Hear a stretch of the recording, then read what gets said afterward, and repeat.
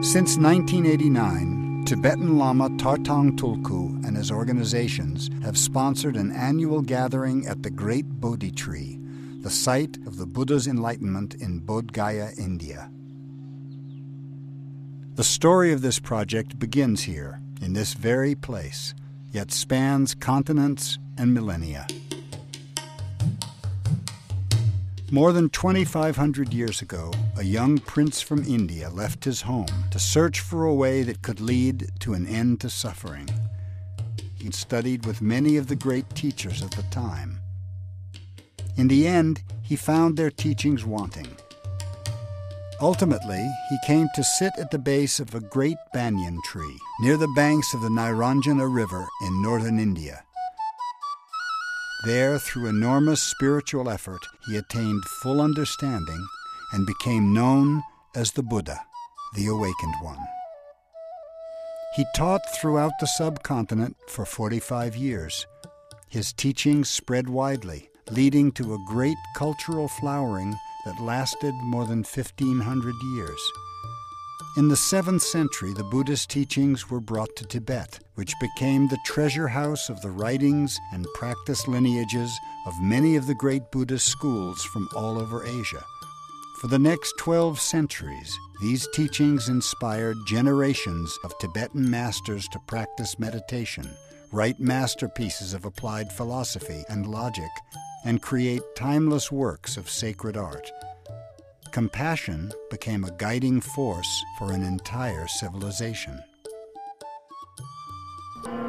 All this changed in the 1950s when the communist invasion led to the nearly complete destruction of all monasteries and educational institutions in Tibet. More than 100,000 Tibetans suffered great hardships to cross the Himalayas, often on foot, to escape to India, Nepal, and Bhutan.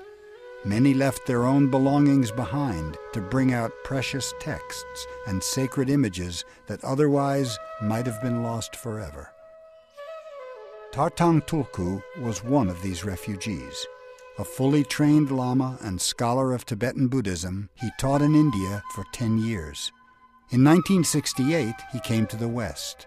He began a global search to find the lost Buddhist texts of his country, the literature that had been the heart of Tibetan culture for centuries. With a team of dedicated volunteers, he began reprinting those texts in 2 vast collections. Together they comprise more than 750 atlas-sized volumes that have been printed on acid-free paper designed to last 300 years. Sets have been donated to libraries on several continents to assure that the teachings will not be lost. This has been a monumental effort in cultural preservation. But preserving the words alone is not enough. These teachings have been passed from teacher to student in unbroken succession for more than 1,200 years. Without being put into practice under the guidance of living masters, the words may become echoes or relics, perhaps retaining their beauty, but lacking the power or realization of their original intent.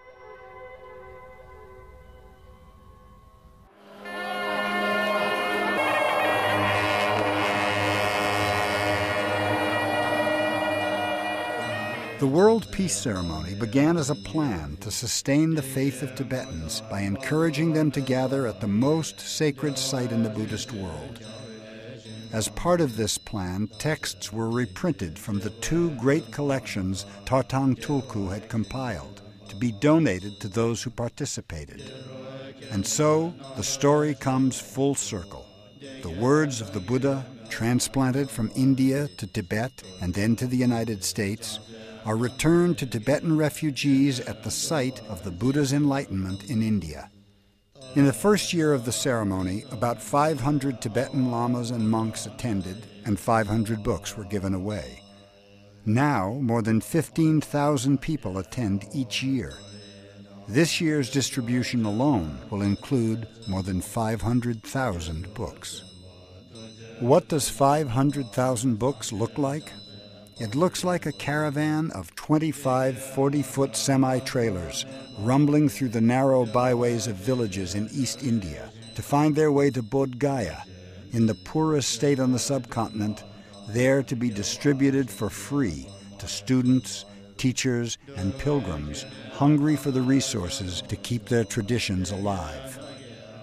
It looks like an entire football field covered 8 feet deep in boxes. It looks like gratitude on the faces of monks, nuns, and lay people finding a way to practice the teachings that are their birthright. They come by train, bus, ox cart, or on foot to participate in this ceremony, in this sacred place, in the presence of their greatest living masters, to pray for peace and compassion in the world. Then they return home. Some will travel for weeks or even months, carrying the texts that will continue to be a source of inspiration and knowledge to their school, their family, and their village for years to come. By January, more than 2 million texts will have been given out over 17 years. This is the single largest gift of books in human history. Through these efforts, whole libraries are being replenished throughout South Asia. The project is non-sectarian. Texts are provided free to all schools and lineages of Tibetan Buddhism. And the books themselves are having an empowering effect. Where once they were objects of veneration to be placed on an altar, now they are being widely used throughout the Tibetan community in exile, encouraging literacy at all social levels. Since the inception of this project, thousands of texts have been distributed to nuns and laywomen who, for the first time in history, have access to the literary sources that will enable them to become scholars of the great Tibetan traditions in their own right. Nearly 6,000 monasteries were destroyed in Tibet. The goal of this project is to provide texts for 6,000 libraries throughout the Himalayan region, that access to these teachings may not vanish, but remain for the benefit of all beings in all places. The time is short.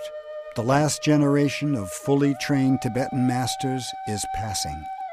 They need the resources now to pass their knowledge on to the next generation of students who can keep the great streams of transmission alive.